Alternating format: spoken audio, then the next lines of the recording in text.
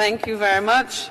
And we would have heard, ladies and gentlemen, the opening remarks of our panelists, and in hearing that you would have received a comprehensive overview of the progress we've been making in the area of integral development and hemispheric prosperity. Clearly there's a link with the integral development and hemispheric prosperity agenda of the OAS with the global development agenda.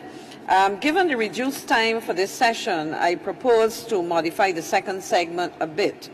Having heard the initial comments, initially I would have posed a second round of questions to the panel, but instead I will pose the question to the individual panelists and to the audience, recognizing that in the audience we have with us representatives of member states and observers, international and regional organizations, and civil society.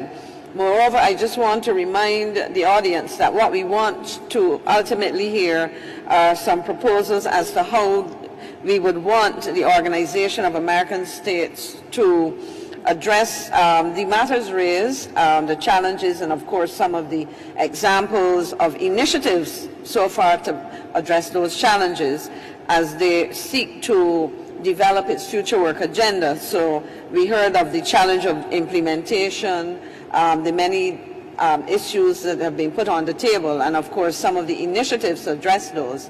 And we would want to further refine this discourse to allow us to articulate for the OAS elements of a work agenda.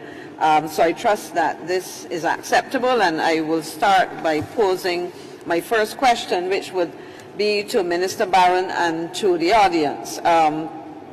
Could you tell us how the OAS could in fact increase the implementation of the Sustainable Development Goals, the impact of those by avoiding duplication and of course fostering synergies with other regional organizations and regional and hemispheric mechanisms? So we're looking at some suggestions for the involvement of the OAS in contributing to the implementation of the SDGs, while at the same time seeking to avoid duplication and you know, as a corollary, fostering synergies with existing regional organizations, mechanisms, and indeed the multilateral system that we have.